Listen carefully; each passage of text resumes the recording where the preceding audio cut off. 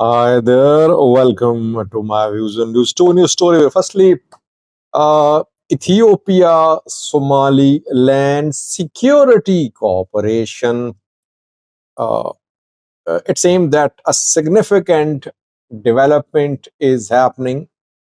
Ethiopia is going to train thousands of Somaliland soldiers. It's a very important development. Keeping in view Ethiopia Somaliland alliance, keeping in view Ethiopia Somalia tensions. Thousands of Somalian soldiers are already arriving in Ethiopia, reportedly. Secondly, Ruto, Kenyan president in trouble, under pressure, but the man is ready to make big decisions.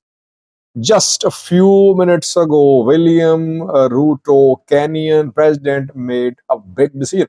Let's talk about Ruto first, then the second news story a little later.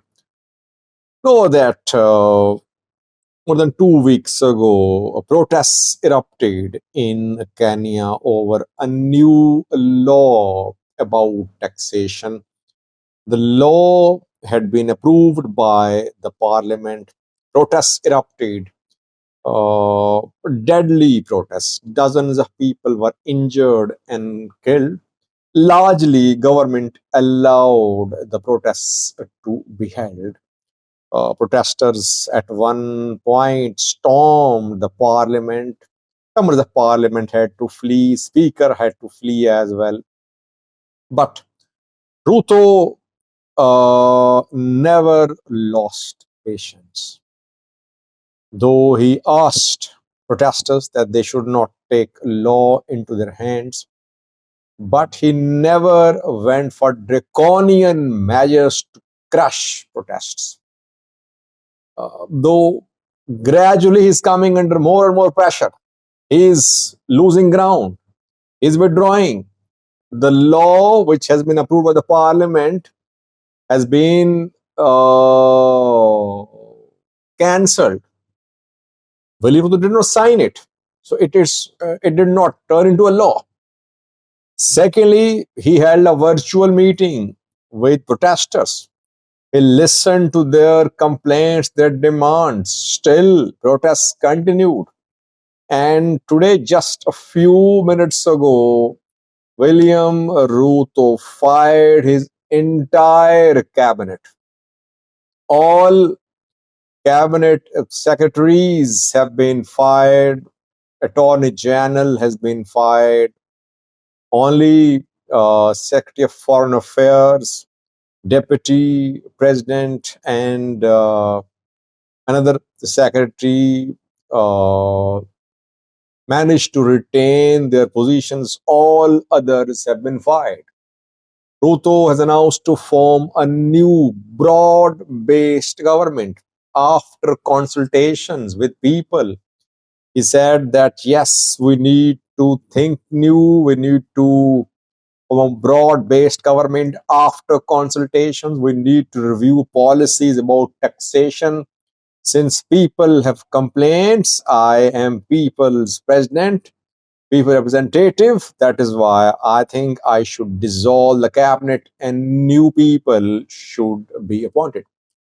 Now, some protesters have been demanding that technocrats should be appointed, that instead of politicians, cabinet should consist of technocrats because politicians are not competent enough to lead government departments. What will Ruto do now? It remains to be seen which ministers will make it back to the cabinet with new portfolios, or will there be new faces? That will be clear in coming days. But Ruto is not using brute force. Is trying to engage, trying to talk, trying to convince, trying to listen to protesters. People are calling him listening president. It's good to see what Ruto is doing, by the way, because in most of African countries, dissent is crushed. Can Ethiopians imagine that similar protests can be taken out in Ethiopia now. Can Eritreans imagine that? Can Sudanese imagine that? Though it happened in Sudan, in Ethiopia, never in Eritrea though. Let's see how Ruto manages to control the situation. He is getting weak, but he is not confronting the protesters. He is losing ground, but he is showing himself as a flexible man who is willing to listen to his critics. Secondly, viewers, Ethiopia is going to train thousands of Somaliland soldiers today. Dozens of buses entered Ethiopia with Somaliland soldiers. Somaliland authorities say that around 10,000 Somaliland soldiers will be trained by Ethiopia. It's a big development. Cooperation between Ethiopia and Somaliland is not just about access to sea. The cooperation is broad based.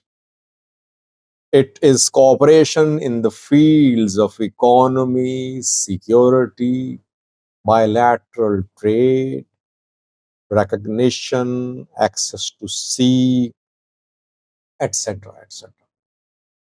Interestingly, Somalia soldiers are being trained by Eritrea. Just 2 days ago, when Hassan Sheikh visited Eritrea, he met with Somalia's Air Force members being trained in Eritrea. Air Force members, Navy officials, ground forces, Somalia's ground forces being trained in Eritrea. Egypt is also training Somalia soldiers. Turkey too. UK and US also trained Somalia's military in the past.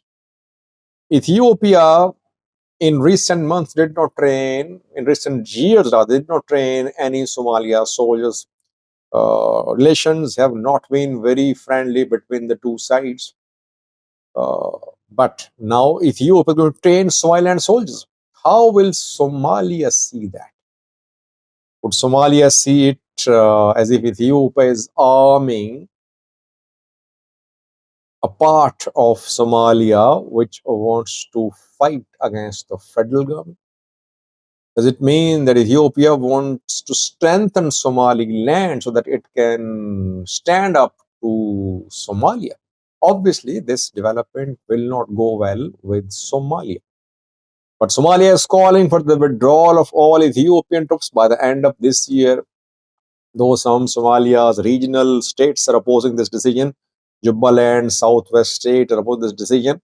So on the one hand, Somalia wants to expel all Ethiopian soldiers from its territory.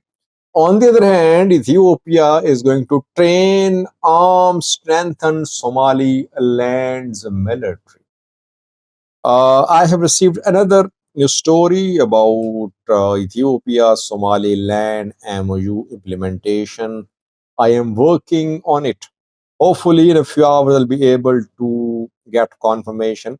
And in today's live chat or on Friday morning, I'll do a video about Ethiopia Somaliland MOU implementation. Thank you for watching.